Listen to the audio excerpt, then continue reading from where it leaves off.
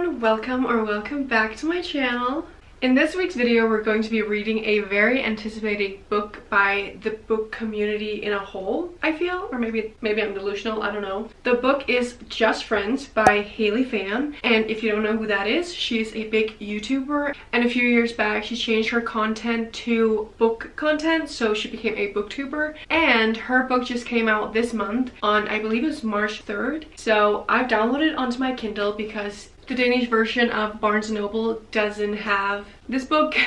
I just checked and the book is only like 330 pages, so shouldn't be too hard to get through, or at least 330 on the Kindle. Pretty short book. I know it's a second chance romance, and I know it takes place in, I believe, California. There's some grief involved with our main character losing, I don't remember if it's her aunt or grandmother, but she loses someone close to her, and that's a big part of this plot as well. But I don't actually really know anything else going into this book.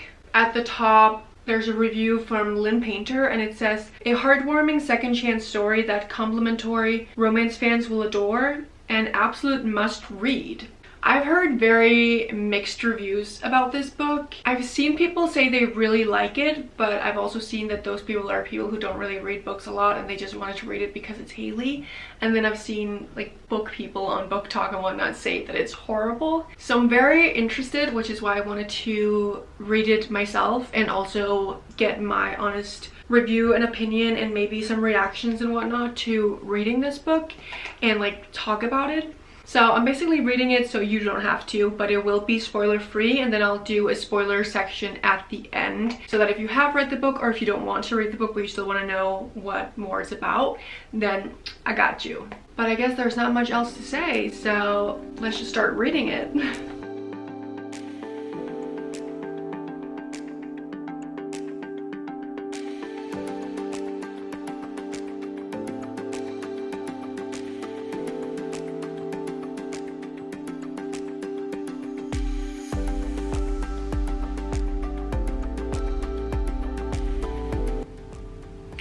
It is the aunt and not the grandmother who is sick.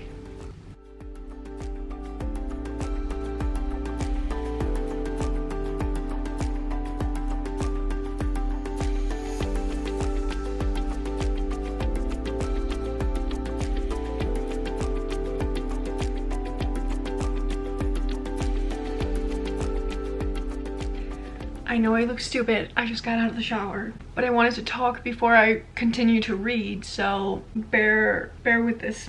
I am 23% through Just Friends because it is, like I said, like very short, so it goes quite fast. And I was reading while I was at the gym, which I tried to show, but it was really awkward because there were people like on the bikes on both sides of me, so it was really awkward trying to film. I think seeing all the negative reviews made my expectations so low that it could only kind of go up from there. So I'm not actually hating it. I don't want to be mean in any way, shape, or form, but my biggest problem is probably the writing, because this I feel like is your typical rom-com-y kind of vibe that has a little like a deeper side plot in a way of her grief and going through losing this aunt. But the main plot and the main focus of the book is a second chance romance with her childhood best friends. Why did I say that in plural? With her childhood best friend. But the writing doesn't match that, if that makes sense. You can just tell that she wants to sound more sophisticated and have beautiful writing, but it just doesn't really work that well. And then there's a lot of descriptions that are also trying to like sound more out there that just makes it seem silly. I highlighted two different ones to explain what I'm saying. The first one is just one where I felt like she was trying to be a little bit too descriptive. His face becomes my entire view, obscuring the damp blades of fake grass and the bright yellow field goalpost. I don't know, I think it's just like the damp blades of fake grass and the bright yellow. Like, it's just like a lot of words to try and describe something, and it just doesn't flow that well. And then another one that I felt like I just almost laughed because I thought this was like such a funny and weird way to describe something. My body jolts like a boomer being shown one of those videos of a baseball flying straight at the camera. That just like caught me off guard. To describe something like that it just like has really weird descriptive words and sentences used to try and make it seem like the writing is better than it is. And it's okay. I mean, it's her first book. It's okay for your writing to not be perfect. And I've read a lot of books that have poor writing, but I loved it anyways because that wasn't what it was for, if that makes sense. Like a rom-com or like a fun cowboy romance or something, I don't need it to be poetic writing. I'm having a great time reading the romance anyways. But because this has the format and the content of one of those like fun, easy to digest rom-coms or like romances, it just feels really misplaced to then use this kind of writing and descriptive words. It would have made more sense if it was like a literary fiction of some sort, or I don't know if she's trying to make it a women's fiction or something, like an Emily Henry book. But in those, there's just like something about it, like the way the writing goes in Emily Henry, I don't think about it because it just flows, and there's just something off about the writing, and you can't really explain it unless you read it. It's like there's just inserted sentences and words that are supposed to make it sound more poetic and beautiful than it really is, and it just clashes for me. So it just makes it a little bit more cringe and awkward, in my opinion. Is that too harsh? I don't know. But to talk about the actual content, because now obviously you read a bit, so we follow our main character Blair.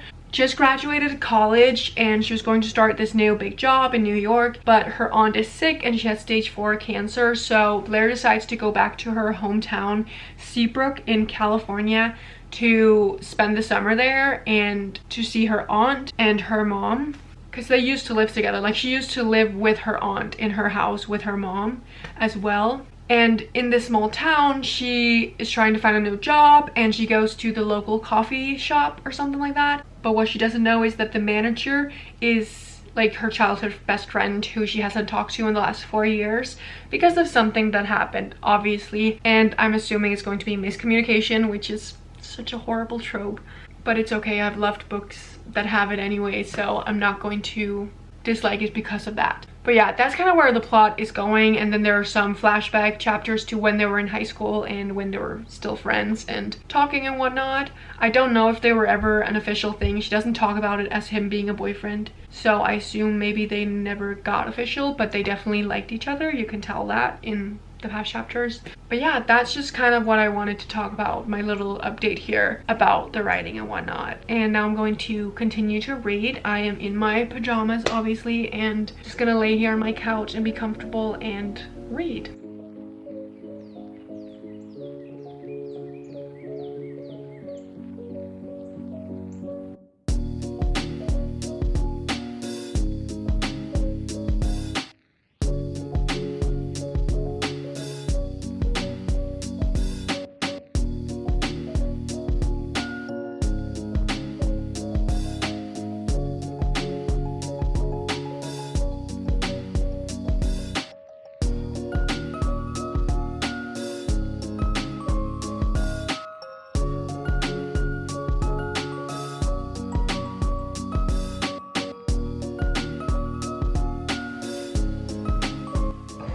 Smooth. It actually is kind of cute. I'll give her that.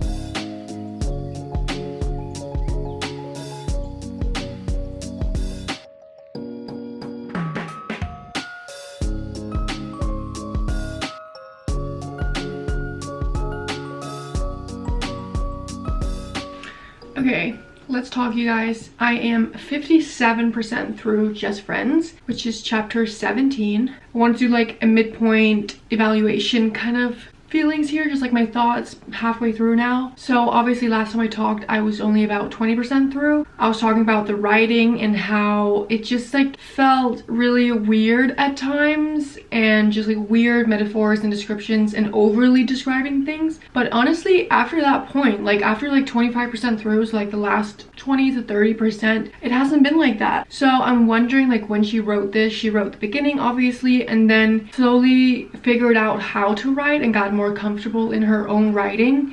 because there hasn't been like any weird writing or weird use of words, in my opinion at least, in these last like almost 30%. So I think she's just really found her own voice. I wish she then would have gone back to the first 25%, you know, kind of rewritten some points to make it match more with the newer parts, but I'm definitely enjoying it more than I thought I would be, especially now that the writing isn't weird anymore. I actually feel like the writing flows pretty well and pretty nicely now. It's reading like a normal romance. There's still like a lot of descriptions, but I think she also did that for the reader to be able to like put themselves in Seabrook, California, to understand like where we are in the settings. So I don't really mind that, and I don't mind the characters. Like, I don't hate either of the characters. I think they are cute. I'm rooting for them, so that's good. I still think the book could be like maybe a 3-star, 3.5, to be honest. I am kind of shocked. Like, now reading it, I'm shocked about how many people truly hated it and thought it was so bad. Maybe I just haven't gotten to the point where the main character annoyed them, or the miscommunication really like gets to a point, because actually where I'm at right now, they're about to have a conversation.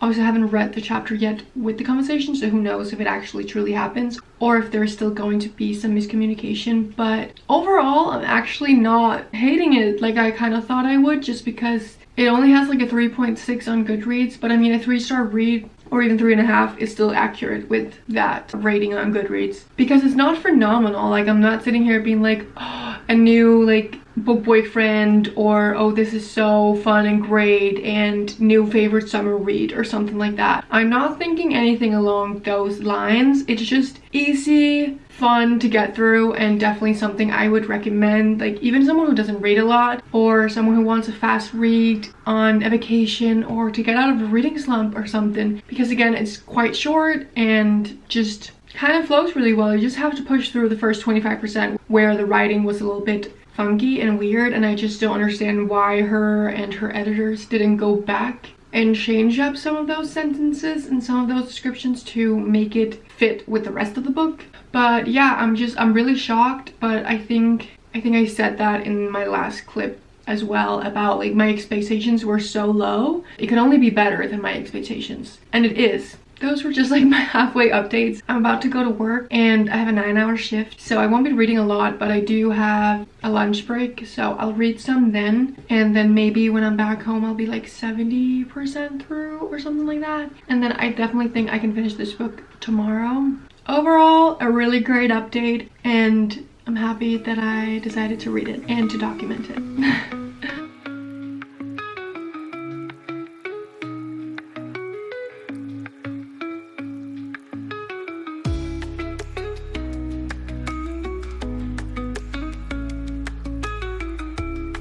Okay, so like they've talked it out, and now I'm just scared because there's still 40% left of the book. I can't take a third act breakup, please. There's nothing worse than a third act breakup, especially in a second chance romance, because that means they've already broken up once, and you're telling me you're gonna break up a second time and you're still going to live happily ever after.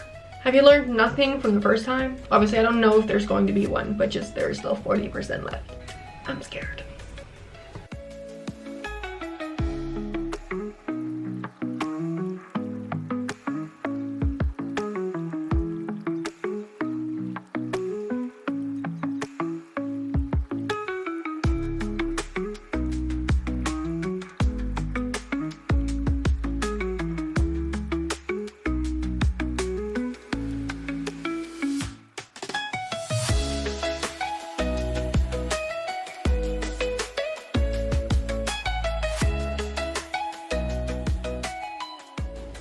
I just finished the book.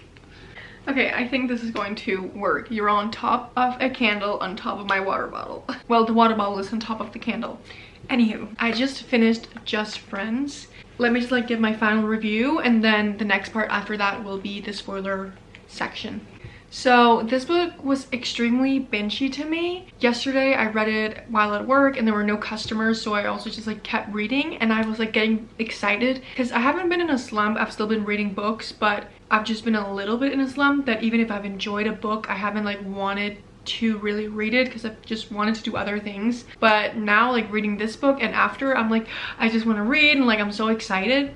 And I don't really know what to rate this book. I'm like between a 3 and a 4 because again there were those like 25% in the beginning that I didn't really like. So I'm like maybe it's a 3.75. It's not quite a 4 because then I think of how many like all the books that I've rated 4-star and I loved those more than I loved this one. Because again, like I've said before, like it's nothing special, but it actually was still kind of good. And there were even some quotes. Let me see if I can find them. It was a pointed reminder that the experiences people didn't witness would never resonate as deeply with them as they did with you. Obviously, like I've said earlier, this book also focuses a lot on grief and how it can change a person, and the rest of the world just keeps spinning and your friends and like everyone around you will just act normal because nothing changed, and they're like people die, but for you who's going through the grief, losing someone so special and close to you, it feels like the world should stop moving because it changed the trajectory of her life. Actually, like all of her life plans, everything she thought she was going to be doing changed because of this life-altering event. I enjoyed seeing that part of the book and I liked seeing the characters together. Again, I've seen people say that they really hated the miscommunication in this book. I don't know, it didn't bother me at all. It wasn't one of those where I'm like, guys, come on, like just talk about it, because like I said earlier, they already talked about it like 50% through the book, and then sure there were more things that they talked about later on. Like it genuinely didn't bother me. Like I've read way worse miscommunications, and obviously miscommunication trope is always annoying and you're always just thinking if you could have just had this conversation 4 years ago then none of this would have happened. But then you also have to remember the fact that they were like 17 and 18 years old going off to college and they were kids, you know, like they didn't know any better. Even now, like I'm 23 and I'm still horrible at like handling conflict. If I think anyone has done anything wrong to me, like I just ignore it. And I mean, she just went off to college and then she didn't contact him and he didn't contact her, and then it happens, you know? So overall, like I actually really liked it, and the last 75% didn't have like literally any writing that I could pinpoint where I was like this was badly written or this was a weird metaphor or whatever. I don't know, I think the people who have hated on this book are dramatic, but obviously reading is so incredibly subjective. Maybe they just genuinely didn't like it. I don't think it was bad. I really don't. I would recommend this to someone who wanted to get out of slump, or if you want like an easy fast-paced read, or you're on vacation, or you just want something you could binge in literally like one day. This is perfect for that. And I probably would have read it faster if I didn't have to work for 9 hours yesterday. I'm going to do a little outro here for everyone who's not going to watch the spoiler section, but if you are, just keep watching. There are some spoilers, so if you haven't read the book and you want to, don't continue watching. So thank you guys so much for watching. I hope you enjoyed, and I will see you guys in my next video. Bye! Hi and welcome to the spoiler section of this video. It will probably be quite short because I don't have a lot to say, but I just wanted to put a little input in. So I just finished chapter 14 and got to chapter 15, and she just said yes to go to like that bowling area. And if you've not read the book, one of her colleagues just told her that everyone at the coffee shop, like all the workers, are like going bowling in the evening, and she didn't really want to go. And then Declan also kind of invited her, and so now she doesn't have a choice. Well, she does, but she ended up saying yes. But what I wanted to talk about and why I'm even here in general is that I was kind of giggling and having a little fun with that guy Calvin who works at the auto shop, and he just came in and he asked for her number, which very smooth, by the way, done. And also just wow, I can't even imagine like meeting someone for the first time and you just ask them about their number, especially knowing that you're going to be a regular. Like how awkward when you're a regular. Like what if she had said no? But I just thought it was funny, and she got the pen from Declan. And obviously I don't want her to end up with Calvin because she's supposed to end up with Declan, right? But I just thought that was funny and I wanted to talk about it and mention it.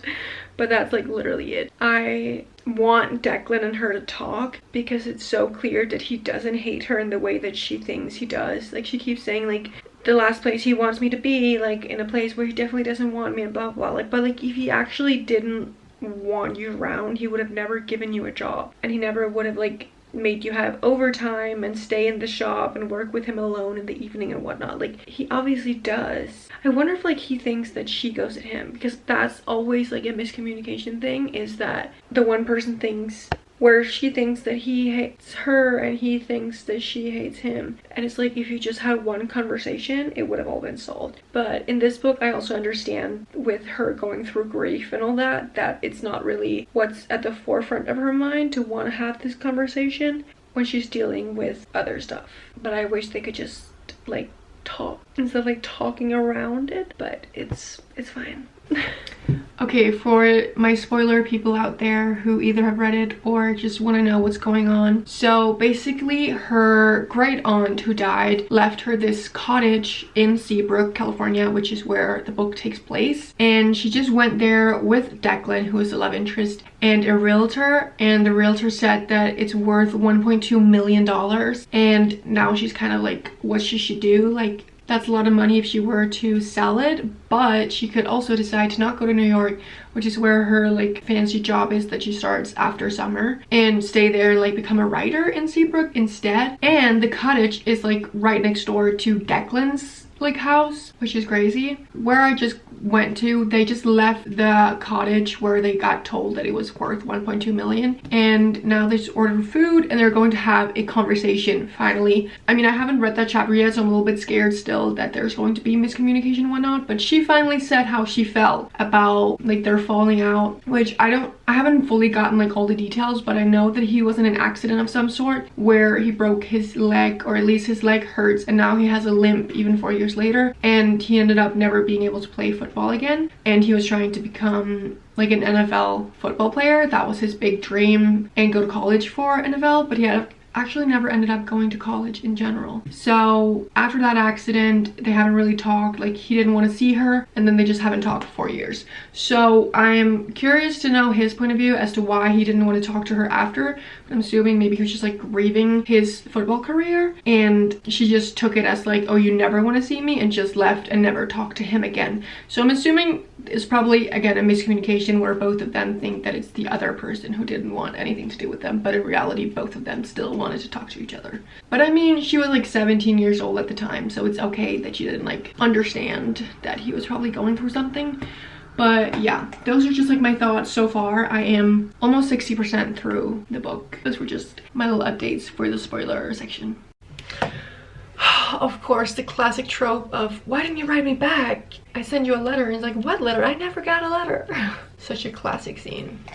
Okay guys, I just finished reading the book, so I want to talk about it with like my full spoiler thoughts. I think I have mentioned that the male main character, Declan, was in an accident, and it turned out that he wasn't in a car accident. He was hit by a car in a parking lot by some drunk teenagers, which horrible. And he just won his 3rd championship, and now all of a sudden he can't play football anymore because he broke like his femur and some other things, like he got a concussion. I think he was just badly hurt from it. And after that, he didn't want to see Blair because he didn't want her to see him that way. And you can be like, that's so stupid and that's annoying, like he loved her and this caused all this. Like, that's the whole reason for the miscommunication, is that he sent her away and then she went to college and they never contacted each other, except obviously then he did actually try to send her a letter, but then that's revealed that his mother actually took it out of the mailbox and hid it because she didn't want them back together, which crazy to do as a mother, but apparently from her point of view, she just didn't want him to get hurt again, but still crazy to do. She finds the letter so that Blair can read it, and it was really beautiful. And that happened like about half a year after they'd had that fight, and like after he had gotten into his accident. And then obviously she never got the letter, so he thought that meant that she wasn't interested in making up and talking again. Which is just like so horrible. Like, they spent the next 3.5 years then after that both thinking that the other didn't want anything to do with them. I guess like in a miscommunication, how at some point, why wouldn't you just like text? Like, he'd already tried to shoot his shot or whatever, but why would she never just like try to text, like send a text? And another thing that I had a problem with is that they seem a little bit older than they actually are. Like, they're supposed to be 22 years old and I'm 23, and I'm like, y'all are having a house and you're repairing it and you're a business owner. If you haven't read the book, Declan after his accident, his father, or his parents I guess, sued the people who hit him with the car, and he got a lot of money, which is what he bought this house for and renovated it, and also started his business, which is the coffee shop, which originally we thought, and Blair thought, he was just the manager. Well, I had guessed that he owned it, but nonetheless, he then reveals that he actually bought it and like he's the owner of it, and he used the money from the settlement and stuff. And like, I do understand that and all that, but it's just still crazy. But I'm talking way too much. I honestly don't really have a lot to say in the spoiler section that I haven't already said or filmed as I was reading it, because the book is quite short, so it's not that crazy to happen. But yeah, that was just a lot of rambling and a lot of thoughts, so I'm going to sign off now, and I will see you guys in my next video. Bye.